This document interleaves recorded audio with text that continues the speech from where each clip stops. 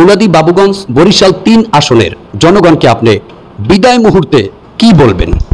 আমি আমার নির্বাচনী এলাকা বাবুগঞ্জ মুলাদি বরিশাল ৩ আসনের যারা অধিবাসী তাদের উদ্দেশ্যে একটা কথাই আমি বলতে চাই। সুপ্রিয় দর্শক, আসসালামু আলাইকুম ওয়া রাহমাতুল্লাহি ওয়া বারাকাতুহু। চরমোনাই মিডিয়াতে যে সমস্ত দর্শকরা এই মুহূর্তে আমাদের সঙ্গে সংযুক্ত হয়েছেন, চরমোনাই মিডিয়া থেকে সকলকে আন্তরিক শুভেচ্ছা, মোবারকবাদ। এই মুহূর্তে চরমোনাই মিডিয়াতে আমাদের সাথে যুক্ত হয়েছেন ইসলামী আন্দোলন বাংলাদেশ কেন্দ্রীয় সাংগঠনিক সম্পাদক বরিশাল বিভাগ, ইসলামী আন্দোলন বাংলাদেশের আমির পীর সাহেব চরমোনাই মনোনীত সংসদ সদস্য পদপ্রার্থী মুলাদি বাবুগঞ্জ বরিশাল ৩ আসন। এই মুহূর্তে যুক্ত আছেন উপাধ্যক্ষ মাওলানা সিরাজুল ইসলাম। আমরা হযরতের সঙ্গে রাজনৈতিক আলোচনার জন্য যুক্ত হয়েছি। আপনারা আমাদের সঙ্গে শেষ পর্যন্ত থাকবেন। চরমোনাই মিডিয়াতে হযরত আপনাকে স্বাগতম। ধন্যবাদ, আপনাকেও শুভেচ্ছা অভিনন্দন। ইসলামী আন্দোলন বাংলাদেশ এবং জামাতে ইসলাম এনসিপি সহ অনেকগুলো রাজনৈতিক দলেরাই কিন্তু পিআর পদ্ধতি সংখ্যানুপাতিক হারে নির্বাচনের দাবি করেছে। তো এই যে ইসলামী আন্দোলন বাংলাদেশ এবং বাংলাদেশ জামাত ইসলাম সহ অনেকগুলি দল পিআর পদ্ধতি সংখ্যানুপাতিক হারে নির্বাচনের দাবি করেছে, এটাকে কটাক্ষ করে বিএনপির স্থায়ী কমিটির সদস্য সালাউদ্দিন সাহেব তিনি ফিটনেসবিহীন দল বলেছেন। যে যারা পিআর পদ্ধতিতে নির্বাচন চায়, সংখ্যানুপাতিক হারে নির্বাচন চায়, এদেরকে তিনি ফিটনেসবিহীন দল বলেছেন। এদের কোনো ভোট নাই, ফিটনেসবিহীন দল বলেছেন। তো ওনার এই ফিটনেসবিহীন বলা, এটাকে আপনি কিভাবে দেখছেন? প্রথমত, ওনার মতন এত বড় একজন দায়িত্বশীল নেতার মুখ থেকে এ ধরনের দায়িত্বহীন মন্তব্যটা আমরা আশা করি না। ওনার কাছ থেকে আমরা দায়িত্বশীল মন্তব্যই আশা করি। পিআর পদ্ধতি এটা অভিনব কোনো পদ্ধতি নয়, নতুন কোনো পদ্ধতি নয়, বরং সারা বিশ্বে 170টা দেশে গণতান্ত্রিক উপায়ে নির্বাচন হয়। তার ভিতরে 91টা দেশে এই পিআর পদ্ধতি প্রচলিত আছে। এবং শুধুমাত্র তাই নয়, পশ্চিম ইউরোপের যে সমস্ত দেশগুলো যাদেরকে আমরা উন্নতি, অগ্রগতি, বিজ্ঞানে অনেক অগ্রসরমান মনে করি এবং যাদেরকে আমরা ফলো করি, যাদেরকে মডেল মনে করি, এবং যে সমস্ত দেশগুলো আইন শৃঙ্খলা পরিস্থিতি উন্নত, যারা সুখে আছে, শান্তিতে আছে, এই সমস্ত দেশগুলিতে পিআর পদ্ধতি প্রচলিত আছে। রেটিংয়ে যে সমস্ত দেশগুলো পৃথিবীর সুখী দেশ, যেমন নিউজিল্যান্ড, সুইজারল্যান্ড, নরওয়ে, সুইডেন, এই পশ্চিম ইউরোপের এই ধরনের সুখী সমৃদ্ধশালী দেশগুলো, তারা সকলেই পিআর পদ্ধতিতে নির্বাচন করে। সুতরাং ইসলামী আন্দোলন বাংলাদেশ মনে করে যে এই সংঘাতপূর্ণ বাংলাদেশের রাজনৈতিক শান্ত করতে হয় এবং রাজনৈতিক পরিস্থিতিকে স্থিতিশীল রাখতে হয়, এবং জনগণ যদি তাদের ভোটার অধিকার প্রয়োগ করবে এমন একটা পরিস্থিতি যদি আমরা সৃষ্টি করতে চাই, এবং সকল পথ মত সকল মানুষের তাদের ভোটের যদি সঠিক মূল্যায়ন আমরা করতে চাই, তাহলে তার একমাত্র সঠিক পদ্ধতি হলো পিআর পদ্ধতি। পিআর পদ্ধতির বাইরে এটা করা সম্ভব নয়। কারণ বর্তমান যে প্রচলিত যে নির্বাচন পদ্ধতি, যেটাকে পলিটিক্যাল সায়েন্সের ভাষায় এফপিটিপি বলা হয়, first the person, first the post, এই যে পদ্ধতি, এই পদ্ধতি ওয়েস্টমিনিস্টার পদ্ধতি। তো এই পদ্ধতিতে মাত্র 1% ভোট পায়, যদি বেশি পায়, অথবা যদি মাত্র 2-3টে ভোটও কেউ যদি বেশি পায়, এরকম যদি হয়, তারপরও সে এমপি নির্বাচন হবে। 30% ভোট পাইয়া দেখা গেল সে এমপি হলো, অথচ 70% লোক তাকে সমর্থন করে না, এমপি হিসেবে তাকে সমর্থন দেয়নি। তার সমর্থনটা হয় মাইনরিটি। এই মাইনরিটি লোকের সমর্থন নিয়ে সে মেজরিটি মানুষের উপরে সে তার খবরদারি চালায়, শোষণ চালায়, নির্যাতন চালায়। আর এই যে 70% লোকের মতামত, কোথাও প্রতিটি আসনই এইভাবে কিছু কিছু ভোট বেশি পাওয়ার কারণে এই যারা বেশি পায় তারাই বিজয়ী হয়। কিন্তু এই যে 70% বা 68% এইরকম মেজরিটির যে লোকগুলো রয়েছে, তাদের কোনো প্রতিনিধি সংসদে থাকে না। না থাকার কারণে তাদের কোনো দাবি দেওয়া, তাদের কথা, তাদের চিন্তা চেতনার প্রতিফলন এটা সংসদে হয় না, ঘটে না।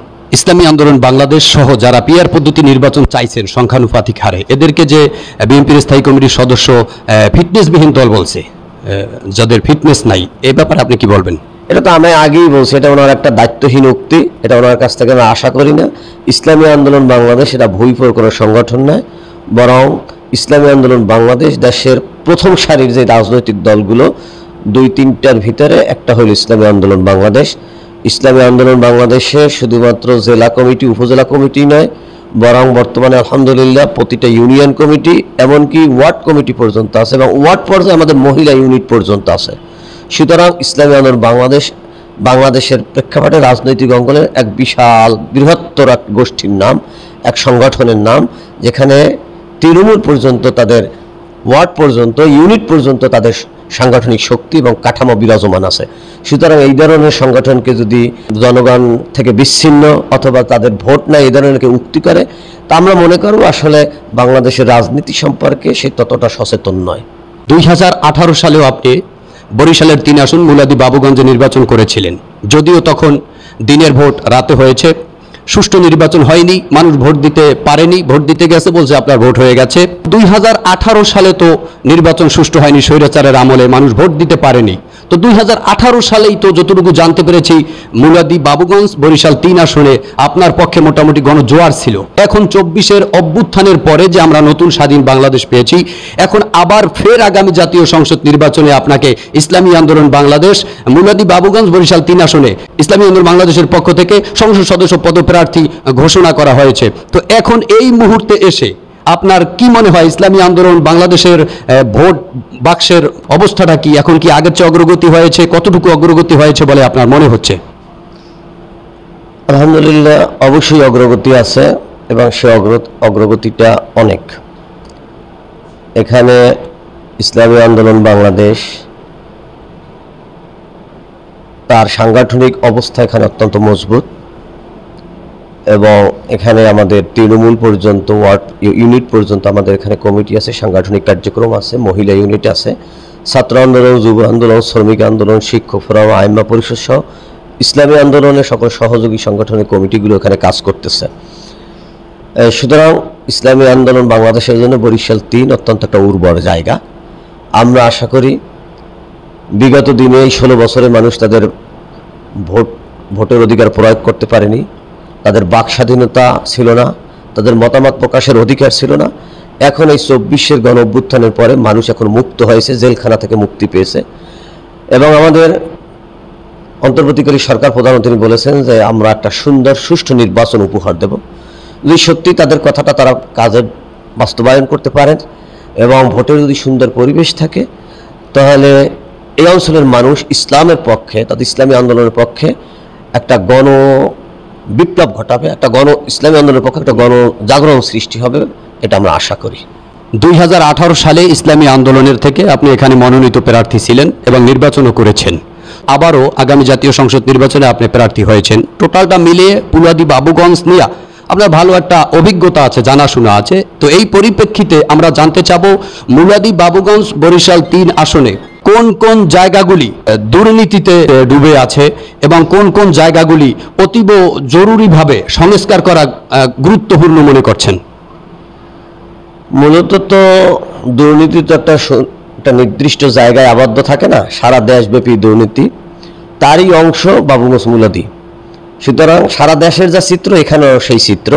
সুতরাং আমরা যদি নির্বাচিত হতে পারি এবং যদি দেশপ্রেমিক শক্তি যদি রাষ্ট্র পরিচালনার দায়িত্ব পায়, ইসলামপন্থী শক্তি যদি রাষ্ট্র পরিচালনার দায়িত্ব পায়, তা আমাদের ফার্স্ট প্রায়োরিটি থাকবে, অগ্রাধিকারের ভিত্তিতে যে কাজটা থাকবে সেটা হলো দুর্নীতিতে জিরো টলারেন্স। আমরা দুর্নীতিকে মূলোৎপাটন কথাটা বলা যায় না, আমরা সেটাকে অত্যন্ত শূন্যের কোঠায় নামিয়ে আনবো। আর দুর্নীতি এমন কোনো সেক্টর নাই যেখানে দুর্নীতি নাই। সরকারের সকল বিভাগে দুর্নীতি চলছে, স্থানীয় সরকারের সকল বিভাগে, স্বাস্থ্য খাত, তারপরে শিক্ষা খাত, স্থানীয় সরকার, এরকম যতগুলো সরকারের খাত আছে, বিভাগ আছে, সকল বিভাগই এখন দুর্নীতি অত্যন্ত প্রকট। আপনার কি মনে হচ্ছে যে স্বৈরাচার সরকার শেখ হাসিনা পালাবার পরে 2024 গণ অভ্যুত্থানের পরে পরবর্তী যে বাংলাদেশ আমরা পেয়েছি 5 আগস্টের পরবর্তীতে এখন এই মুহূর্তে বাংলাদেশের দুর্নীতি কিছুটা কমছে না আগের অবস্থানেই আছে, এমনটি জানতে চাই। না, আমাদের মনে হয় না। পেপার পত্রিকার যা রিপোর্ট, সাধারণ মানুষের যা বক্তব্য, তাতে দুর্নীতি কমছে বলে মনে হচ্ছে না, বরং কেউ কেউ মন্তব্য করছেন যে আগের চাইতেও বাড়তেছে। তবে আগে ফ্যাসিস্ট সরকার, তারা দেখা গেছে সরকারের বিভিন্ন বড় বড় টেন্ডার থেকে, বড় বড় কোম্পানি থেকে, বড় বড় বিভাগ থেকে শত শত হাজার হাজার কোটি টাকা তারা দুর্নীতি করেছেন। কিন্তু এখন তারা যাওয়ার পরে তাদের শূন্যস্থান যারা পূরণ করছেন, তারা দেখা যায় যে খেয়াঘাট, ভ্যানওয়ালা, রিক্সাওয়ালা, এমনকি কলা বিক্রেতা, কচু বিক্রেতা, তাদের কাছ থেকেও তারা চাঁদাবাজি করছে। সুতরাং দুর্নীতি আরও ব্যাপক আকার ধারণ করছে, মানুষ অতিষ্ঠ হয়ে যাচ্ছে এবং মানুষের থেকে মুক্তি চাচ্ছে, এবং তারা চাচ্ছে যারা সৎ, আল্লাহভীরু এমন মানুষ, এমন দল, তারা দেশের শাসনভারে গ্রহণ করুক, দেশের শাসন ক্ষমতায় আসুক, দেশ পরিচালনার দায়িত্ব নেই। তারা সকলে দুর্নীতি থেকে মুক্তি চায়, দুর্নীতি থেকে পরিত্রাণ চায়। উপাধ্যক্ষ মাওলানা সিরাজুল ইসলাম সাহেব, আপনার কাছে একটা ধর্মীয় প্রশ্ন করতে চাই। দেশে যখন নির্বাচন আসে, মানুষ যখন নির্বাচনমুখী হয়, এমন একটা সময় যে আলেম উলামারা যখন মসজিদ মাদ্রাসা থেকে নির্বাচনের মাঠে বেরিয়ে আসে, সভা সমাবেশ করে, মানুষের কাছে ভোট চায়। এক কথায় আলেম উলামারা মসজিদ মাদ্রাসা থেকেও যখন তারা নির্বাচনমুখী হয়, তখন আমাদের সমাজে এক শ্রেণীর সুশীলরা আলেমদেরকেই কেন ধর্ম ব্যবসায়ী বলে গালি দেয়। আসলেই কি আলেমরা ধর্ম ব্যবসায়ী? এ ব্যাপারে যদি একটু বলতেন। মূলত যারা এই কথাটা বলে, তারা রাজনৈতিক হাতিয়ার হিসেবে কথাটাকে ব্যবহার করে। তো আলেমরা এদেশে তারা ধর্ম ব্যবসায়ী নয়, বরং তারা ধার্মিক, এবং সাধারণ মানুষকে তারা ধার্মিক হতে শেখায়, ধর্মের পথে আহ্বান করে। কিন্তু যারা নিজেরা দৈনন্দিন জীবনে ধর্মকে চর্চা করে না, ইসলামকে চর্চা করে না, ধর্ম মানে না, তারা শুধু দেখা যাচ্ছে অনেকেই নির্বাচন আসে তখন তারা ধার্মিক সাজে, টুপি মাথায় দেয়, মাজারে যায়, বিভিন্ন পীর মাশায়েখদের দরবারে যায়, মসজিদে যায়, কবর জিয়ারত করে, এইগুলো তারা করে শুধু নির্বাচন আসলে। তাই আসলে মূলত ধর্মকে তারা নির্বাচনের বিজয় অর্জনের জন্য, নির্বাচনী বৈতরণী পার হওয়ার জন্য হাতিয়ার হিসেবে তারা ব্যবহার করে। তো প্রকৃতপক্ষে তারাই ধর্ম ব্যবসায়ী, কারণ ধর্মকে তারা রাজনৈতিক এই ব্যবসায় তারা ব্যবহার করে। কিন্তু নির্বাচন চলে গেলে আর ধর্মের প্রতি তাদের কোনো মায়া থাকে না, ধর্মের কোনো চর্চা থাকে না, ধর্মীয় অনুশাসন দেশে চলুক এ ধরনের কোনো চিন্তা থাকে না, বরং ধর্মীয় কোনো আইন তারা সংসদে উত্থাপন করে না। কেউ উত্থাপন করতে বললেও, আন্দোলন সংগ্রাম করলে সেটাকে তারা মৌলবাদী বলে, জঙ্গিবাদী বলে, তাদেরকে দমন করে। সুতরাং এই ধর্মের লেবাস পরিয়ে তারা সাধারণ মানুষকে ধোঁকা দিয়ে তারা ধার্মিক মানুষের ভোট তারা নিজেদের বাক্সে নিতে চায়। এটা তাদের একটা নির্বাচনের সময় একটা ধর্ম ব্যবসা, এটা আমরা বলবো তারাই ধর্ম ব্যবসা করে, এবং সেটা নির্বাচনকালীন। আপনি বোঝাতে চাচ্ছেন আসলে আলেমরা ধর্ম ব্যবসায়ী নয়, বরং তারা তো সারা বছর ধর্ম নিয়েই চলে। তো যারা আলেমদেরকে ধর্ম ব্যবসায়ী বলে আর নির্বাচন আসলে যারা দাড়ি টুপি ব্যবহার করে, মূলত আপনি বোঝাতে চাচ্ছেন তারাই ধর্ম ব্যবসায়ী। হ্যাঁ, তারাই ধর্ম ব্যবসায়ী, কারণ তারা ধর্মকে নির্বাচনী বৈতরণী পার হওয়ার জন্য সাধারণ মানুষের, সহজ সরল মানুষকে ধর্মের নামে তারা ধোঁকা দিচ্ছে। কারণ তারা ধর্ম পালন করে না, ধর্মের কিছু আইন করবে না, তারা ধর্মের কোনো বিষয় তাদের ম্যানিফেস্টোতে নাই, কিন্তু তারা ধার্মিক সাজে, নামাজি সাজে, মসজিদে যায়। এটা মানে ধর্মকে তারা ব্যবহার করিয়া নির্বাচনী বৈতরণী পার হতে চায়, ধর্মকে তারা ব্যবসা হিসেবে এখানে গ্রহণ করেছে, তারাই মূলত ধর্ম ব্যবসায়ী। 2024-এর ছাত্র গণ অভ্যুত্থানের পরে 5 আগস্টের পরবর্তী বাংলাদেশ যে আমরা পেয়েছি, আমরা ভেবেছিলাম যে নতুন করে যে বাংলাদেশ রক্তের বিনিময়ে আমরা পেয়েছি, যে সম্ভবত মনে হয় আমাদের দুর্দিন, আমাদের বিপদ কেটে গেছে।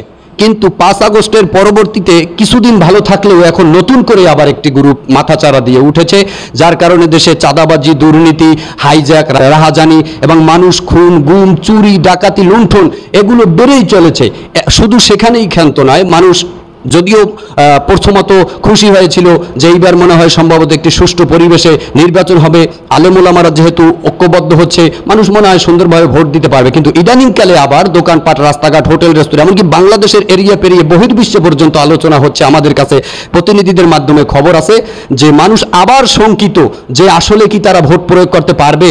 কালো টাকার যে একটা সরাসরি, এরপরে যে আবার ভোট কেন্দ্র দখল, একটা ভয়ভীতি মানুষের ভিতরে আবার ঢুকে পড়েছে। এ ব্যাপারে যদি যদি কিছুটা বলতেন যে আসলে আসলে কোন অবস্থায় দেশ আগাচ্ছে, সামনে কি হতে পারে, মানুষ কি আসলে ভোট প্রয়োগ করতে পারবে? এখানে কিন্তু মানুষের একটা কঠিন শঙ্কা আবার নতুন করে হানা দিচ্ছে।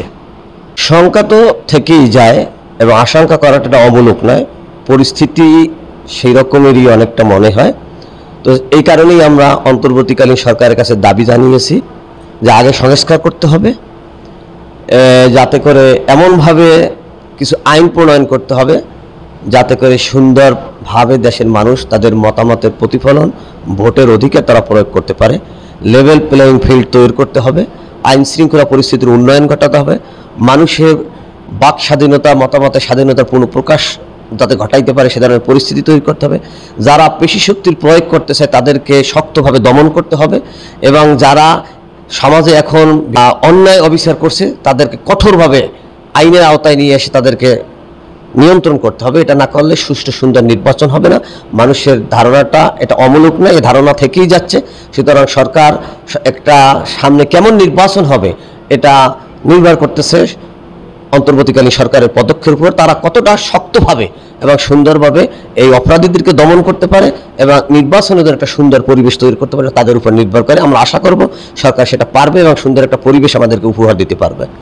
2008 সাল থেকে আমরা দেখে এসেছি ইসলামী আন্দোলন বাংলাদেশের আমির পীর সাহেব চরমনাই পিআর পদ্ধতি নির্বাচনের দাবি করেছেন জনগণের ভাগ্যের পরিবর্তনের জন্য। 2024-এর গণ অভ্যুত্থানের পরবর্তীতে 28 জুন 2025-এ আপনারা যে রাজধানী প্রভাবশালী ময়দান সোহরাওয়ার্দী উদ্যানে একটা বিশাল সমাবেশ করে সারা বাংলাদেশকে তাক লাগিয়ে দিয়েছিলেন। এই সমাবেশে কিন্তু ইসলামী আন্দোলন বাংলাদেশ আরো জোর গতিতে, তীব্র গতিতে পিআর পদ্ধতি নির্বাচনের দাবিটা করেছিলেন এবং সঙ্গে বাংলাদেশের একদম বলা যায় যে সর্বোচ্চ পর্যায়ের ইসলামী সংগঠন সহ আরো বিভিন্ন সমমনা দলগুলি স্টেজে মঞ্চে আমরা দেখেছি উপস্থিত হয়েছিল। তারা সকলেই হিন্দু, বৌদ্ধ, খ্রিস্টান সহ সবাই ঐক্যবদ্ধভাবে কিন্তু পিআর পদ্ধতি নির্বাচনের পক্ষে সেখান থেকে আওয়াজ দিয়েছেন। আপনি যেহেতু ইসলামী আন্দোলন বাংলাদেশের একটা গুরুত্বপূর্ণ পদে আছেন, ইসলামী আন্দোলন বাংলাদেশের কেন্দ্রীয় সাংগঠনিক সম্পাদক বরিশাল বিভাগ, সেহেতু আপনার এ ব্যাপারে অজানা কিছুই না এবং আপনি নিজেও রাজধানী সোহরাওয়ার্দী উদ্যানে গুরুত্বপূর্ণ বক্তব্য রেখেছেন। তো আমাদের সেখানে চাওয়া ছিল সর্বসেক্টরে পিআর সংখ্যানুপাতিকারী নির্বাচন, উচ্চ এবং নিম্ন সর্ব জায়গায়। কিন্তু এখানে সরকার শেষ পর্যন্ত এতগুলো মিটিং করার পরে অবশেষে 100 উচ্চ কক্ষে আমাদের পিআর পদ্ধতি সংখ্যানুপাতিকারী নির্বাচনের ঘোষণা দিয়েছেন। অবশ্য এই ব্যাপারে পীর সাহেব চরমনাই তাদেরকে ধন্যবাদ জানিয়েছেন। কিন্তু আমি জানতে চাই, এতে 100 আসনে যদি পিআর পদ্ধতি থাকে আর অন্যান্য সেক্টরে, অন্যান্য নিম্ন পদে যদি পিআর পদ্ধতি সংখ্যানুপাতিক হারে নির্বাচনটা অবস্থানটা না থাকে, তাতে কি জনগণের ভাগ্যের পরিবর্তন হবে কিনা? আমাদের তো মূল দাবি ছিল নিম্নকক্ষ এবং উচ্চকক্ষে উভয় কক্ষে পিআর পদ্ধতি। তো এবং দেশের অধিকাংশ রাজনৈতিক দল তারাও এই দাবির সাথে একমত এবং একাত্মতা পোষণ করছে। কিন্তু দেশের একটা বৃহত্তর রাজনৈতিক দল এবং তাদের যারা সহযোগী জোটভুক্ত শুধুমাত্র তারাই কেবল এটা বিরোধিতা করেছে। তো এ কারণে নিম্নকক্ষে, তাদের বিরোধিতার কারণে নিম্নকক্ষে পিআর হয়নি। তো পিআর যেহেতু হয়নি, আমরা আমাদের দাবি করে যাব এবং আগামী দিনে এই পিআরের দাবি আরও আমরা জোরালোভাবে উত্থাপন করব। কারণ পিআর পদ্ধতি যদি নিম্নকক্ষে বাস্তবায়ন না হয়, তাহলে আমরা যে অবস্থার পরিবর্তন করতে চাচ্ছি, মানুষের সকল সেক্টরে, সকল পথের মতের মানুষের, সকল শ্রেণীর মানুষের ভোটের যে সুন্দর মূল্যায়ন আমরা করতে চেয়েছি, সেটা হবে না। ওই আগের তো অবস্থায় সেহেতু আমরা এটার পরিবর্তন চাই এবং এজন্য আমাদের আন্দোলন ধারাবাহিকভাবে চলবে ইনশাল্লাহ। ইসলামী আন্দোলন বাংলাদেশের সিনিয়র নায়েবে আমির মুফতি ফয়জুল করিম শাইখে চরমনাই তিনি কয়েকদিন আগে সিঙ্গাপুরে গিয়েছিলেন। সিঙ্গাপুরে কিছুদিন থেকে সেখান থেকে তিনি মালয়েশিয়াতে সফর করেছিলেন। অপরদিকে ইসলামী আন্দোলন বাংলাদেশের আরো একজন গুরুত্বপূর্ণ লিডার পীর সাহেব চরমনাইয়ের বড় ভাই মাওলানা মোসাদ্দেক বিল্লাল মাদানী, তিনি 15 দিনের লম্বা সফরে এখন পর্যন্ত আছেন আমেরিকাতে। এটা নিয়ে চায়ের দোকান, রাস্তাঘাট এবং স্কুল প্রতিষ্ঠান, মাদ্রাসা সর্বস্তরে একটা গুঞ্জন সৃষ্টি হয়েছে যে তারা হঠাৎ করে একভাবে সিঙ্গাপুরে সফর করা, সিঙ্গাপুর হয়ে মালয়েশিয়াতে সফর করা, অপরদিকে মাওলানা মোসাদ্দেক বিল্লাল মাদানী 15 দিনের সফরে, দীর্ঘ লম্বা সফরে আমেরিকাতে আছেন। এখন এই যে একটা তাদের সফর, এটা কি রাজনৈতিক কোনো প্রোগ্রাম নাকি তাদের পূর্ব নির্ধারিত ধর্মীয় কোনো প্রোগ্রাম তারা সেখানে গিয়েছেন? এ ব্যাপারে কিন্তু সর্বস্তরে একটি গুঞ্জন সৃষ্টি হয়েছে। এ ব্যাপারে যদি মানুষকে, জনগণকে ক্লিয়ার করে বলতেন। সিঙ্গাপুরে যে আমাদের মহতারাম শায়েখ গেছেন, আমাদের নায়েব আমির, এটা ওনার ব্যক্তিগত সফর, চিকিৎসার জন্য উনি সিঙ্গাপুরে গেছেন। সেখান থেকে উনি মালয়েশিয়া গেছেন। এইটা মালয়েশিয়া উনি আমাদের অনেক সাংগঠনিক প্রোগ্রামে অংশগ্রহণ করেছেন এবং ওনাকে নিয়ে অনেকগুলো প্রোগ্রাম হয়েছে। এটা আমাদের সাংগঠনিক সফর বলতে পারেন। তো এটা শুধু এটা নতুন নয়, এর আগেও আমাদের সিনিয়র নেতারা তারা আমেরিকা, ইউরোপ, মধ্যপ্রাচ্য সহ বিশ্বের বিভিন্ন দেশে তারা সফর করছে। এবং ইসলামী আন্দোলন বাংলাদেশ এটা শুধুমাত্র এমন একটা সংগঠন যেটা বাংলাদেশে সীমাবদ্ধ নয়, সারা বিশ্বে এর বৈদেশিক শাখা রয়েছে। এই সমস্ত শাখাগুলোতে নেতাকর্মীদের চাহিদা অনুসারে এবং ওখানকার দলের কার্যক্রমকে গতিশীল করার জন্য আমাদের নেতারা মাঝে মাঝেই তারা বিদেশে বিভিন্ন দেশে সফর করেন। সেই কার্যক্রমীর অংশ হিসেবে তারা সফর করতেছেন। এটা বিগত দিনে হয়েছে, এখনও চলছে, ভবিষ্যতেও চলবে। এটা নতুনত্বের কিছু নেই বা নতুন কিছু নয়। এটা কি কোনো রাজনৈতিক প্রোগ্রামের উদ্দেশ্যে তারা গিয়েছিলেন? অবশ্য আমরা যতটুকু জানতে পেরেছি সিঙ্গাপুরে অসুস্থতার কথা বলে গেছেন, কিন্তু সেখান থেকে সফর করেছেন মালয়েশিয়াতে। অপরদিকে আমেরিকাতে 15 দিনের লম্বা সফরে আছেন মাওলানা মোসাদ্দেক বিলাল মাদানী পিশাহ হুজুরের বড় ভাই। তো এই সফরগুলো কি আসলে রাজনৈতিক প্রোগ্রাম নাকি তাদের ধর্মীয় প্রোগ্রাম, এটা যদি একটু জানাতেন। না, ইসলামী আন্দোলন তো মূলত এটা তো সরকারি প্রোগ্রাম না, কিন্তু আমরা আমাদের নেতারা যেটা করছেন সংগঠনের প্রয়োজনে বা ওখানকার দায়িত্বশীলদের আহ্বানে তারা গেছেন। সুতরাং এখানে আমাদের যারা সিনিয়র নেতা তারা একদিকে যেমন ধর্মীয় নেতা তেমন রাজনৈতিক নেতাও। সুতরাং ওখানে দোনোটা কাজই সমান্তরালে চলছে। মাহফিলও হয়েছে, ধর্মীয় আলোচনাও হয়েছে, সাথে সাথে ওখানে যে আমাদের বৈদেশিক শাখা আছে রাজনৈতিক দলের, সেই রাজনৈতিক দলের বৈদেশিক শাখার কার্যক্রম এবং তাদের বিভিন্ন সেমিনার, সিম্পোজিয়াম, সভা সমাবেশে তারা বক্তব্য রেখেছেন, আলোচনা করেছেন, প্রশিক্ষণমূলক কর্মশালায় তারা অংশগ্রহণ করেছেন। এটা তো সাংগঠনিক প্রোগ্রাম। তার মানে আপনি বোঝাতে চেয়েছেন ইসলামী আন্দোলন বাংলাদেশ তথা পীর সাহেব চরমনাইয়ের দল এখন শুধু আর বাংলাদেশের গণ্ডির ভিতরে নয়, বরং বহির্বিশ্ব পর্যন্ত ছড়িয়ে পড়েছে। জি জি, সেটা তো আমি আগেই বলেছি। ইসলামী আন্দোলন বাংলাদেশ শুধুমাত্র বাংলাদেশে নয়, বরং বিশ্বের অনেক দেশে, প্রায় 100-র কাছাকাছি দেশে ইসলামী আন্দোলন বাংলাদেশের বৈদেশিক শাখা রয়েছে। এই শাখাগুলোতে বিভিন্ন প্রয়োজনীয় সাংগঠনিক গতিশীলতা আনার জন্যই নেতাদের সফর করতে হয়। শুধু ওনারা না, ওনাদের পরবর্তীতে সমস্ত আমাদের কেন্দ্রীয় নেতৃবৃন্দ আছেন, তারাও সময় সুযোগ মতন এবং ওই শাখাগুলোর চাহিদা মতো তারা সাংগঠনিক সফরে তারা ওই সমস্ত দেশে তারা যান।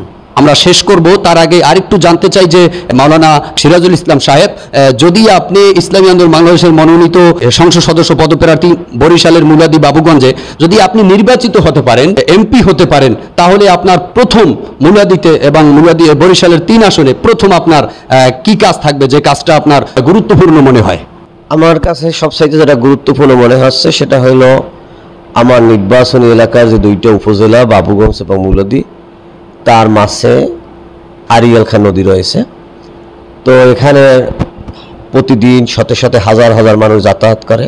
এখানে ট্রলার, নৌকা, স্পিড বোটের মাধ্যমে তাদেরকে পার হতে হচ্ছে, অনেক দুর্ভোগের তারা শিকার হচ্ছেন।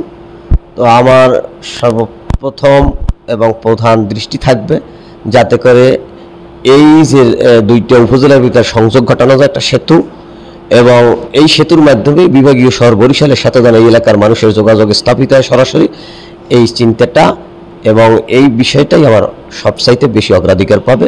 পাশাপাশি এই অঞ্চলের মানুষকে দুর্নীতিমুক্ত করা, সকল অফিস আদালত সেক্টরকে দুর্নীতিমুক্ত করা, এটা একটা থাকবে, এবং শিক্ষা ব্যবস্থার উন্নয়ন সাধন করা, সমাজে যে সমস্ত বখাটে ছেলেপান আছে তাদেরকে পুনর্বাসনের ব্যবস্থা করা, সমাজকে শান্ত, শিষ্ট এবং বসবাসযোগ্য করে তোলা, এই এলাকার মানুষ যাতে শান্তিতে থাকতে পারে, শান্তিতে ঘুমাতে পারে, এই ব্যবস্থা নিশ্চিত করা, এইটাই আমার প্রধান প্রায়োরিটি থাকবে। আপনাকে পেয়ে, ইসলামী আন্দোলন বাংলাদেশের হাত পাখাকে পেয়ে এবং ইসলামী দলগুলির ঐক্যবদ্ধতা দেখে আপনার আসন মুলাদি বাবুগঞ্জ বরিশাল 3 আসনের সাধারণ জনগণের ভিতরে কেমন উচ্ছ্বাস দেখছেন?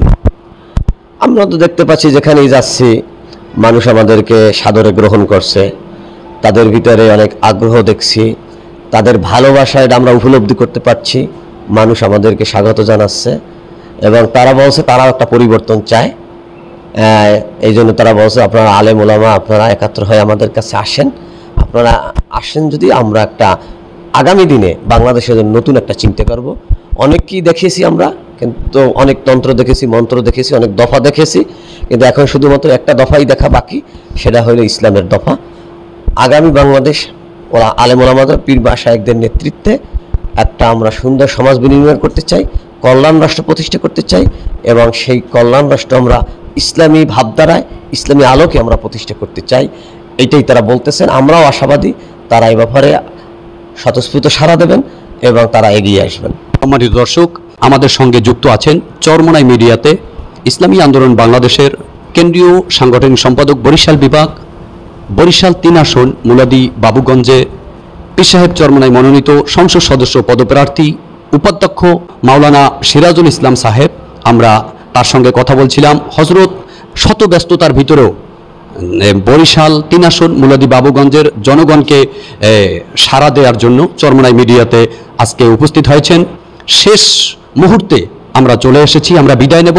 হজরতকে বলবো শেষ মুহূর্তে চরমোনাই মিডিয়া থেকে মুলাদি বাবুগঞ্জ বরিশাল 3 আসনের জনগণকে আপনি বিদায় মুহূর্তে কি বলবেন? আমি আমার নির্বাচনী এলাকা বাবুগঞ্জ মুলাদি বরিশাল 3 আসনের যারা অধিবাসী তাদের উদ্দেশ্যে একটা কথাই আমি বলতে চাই যে আপনারা স্বাধীনতার পর থেকে পর্যন্ত অনেক দলকে ক্ষমতায় নিয়েছেন, ক্ষমতায় বসিয়েছেন। বাংলাদেশে তারা কেউ কেউ 2বার 3বারও ক্ষমতায় এসেছে। তারা কিভাবে দেশ পরিচালনা করেছে সেটা আপনারা দেখেছেন। কেউ কেউ দেশকে দুর্নীতিতে চ্যাম্পিয়ন করেছে কয়েকবার, কেউ দুর্নীতির স্বর্গরাজ্য বানিয়েছে। সবটাই আপনাদের চোখের সামনে। আপনারা বারবার নির্বাচিত করেছেন এবং হতাশ হয়েছেন। আমি আপনাদেরকে অনুরোধ করব আপনারা এইবারে নতুন করে একটু সিদ্ধান্ত নেন এবং নতুন করে একটু চিন্তা করুন। যাদেরকে দেখছেন তাদেরকে তো দেখছেনই, কিন্তু ইসলাম পন্থার জাগরণ এবং ইসলামী দল, ইসলামী শক্তি ক্ষমতায় এসেছে, তারা দেশ পরিচালনা করছে, এটি দেখেননি।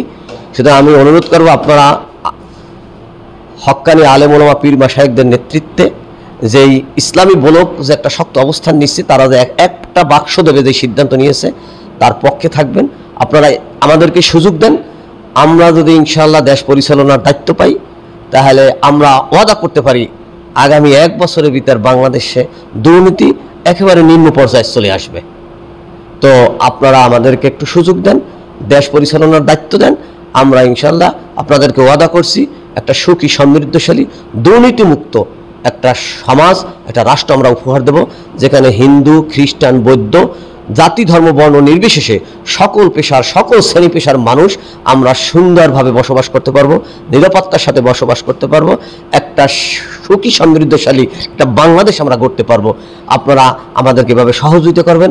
আপনাদের মূল্যবান সহযোগিতা, আপনাদের ভোট, আপনাদের অভিজ্ঞতা ইসলামের পক্ষে থাকবে, এই উদাত্ত আহ্বান জানাচ্ছি এবং সেই সাথে আপনাদেরকে অশেষ ধন্যবাদ জানাচ্ছি। সারা বাংলাদেশে রব উঠেছে, সারা বাংলাদেশে আওয়াজ উঠেছে এবং আপনিও আমার এই মিডিয়ার মাধ্যমে কথা বলেছেন, বারবারই একই কথা বলেছেন, ইসলামী দলগুলি ঐক্য হচ্ছে। তার ধারাবাহিকতায় বাংলাদেশ জামাতে ইসলামী এবং ইসলামী আন্দোলন বাংলাদেশ, এই 2 দল এবং অন্যান্য ইসলামী ঘরানার যারা আছে তাদের সঙ্গে আপনাদের কেমন সখ্যতা রয়েছে, কেমন সম্পর্ক রয়েছে, এটা অনেক পাবলিক এবং দোকানপাট, রাস্তাঘাটে আমরা যখন মিডিয়া আর নিউজ কভার করতে যাই তখন আমাদেরকে এই প্রশ্নটা করে। শুধুমাত্র এই প্রশ্নটার জবাব দেওয়ার পরেই আমি আপনাকে ছেড়ে দিচ্ছি। সাধারণ জনগণকে এই দিকটা একটু বিবেচনা করে কিছু বলবেন।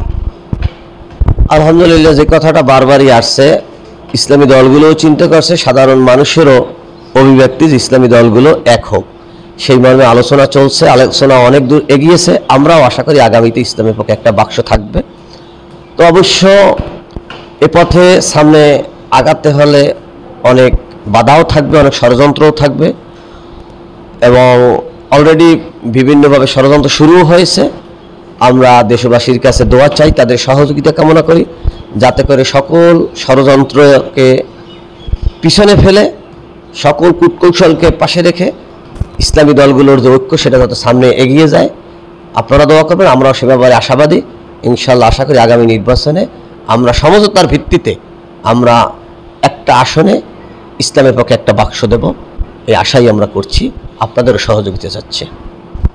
ধন্যবাদ উপাধ্যক্ষ মাওলানা সিরাজুল ইসলাম সাহেব, সংসদ সদস্য পদপ্রার্থী মুলাদি বাবুগঞ্জ বরিশাল 3 আসন। চরমোনাই মিডিয়াতে দীর্ঘ সময় আপনার মূল্যবান সময়টুকু দেওয়ার জন্য আন্তরিক শুভেচ্ছা, মোবারকবাদ জানিয়ে চরমোনাই মিডিয়া থেকে আমরা বিদায় নিচ্ছি। আসসালামু আলাইকুম ওয়া রাহমাতুল্লাহি ওয়া বারাকাতুহু।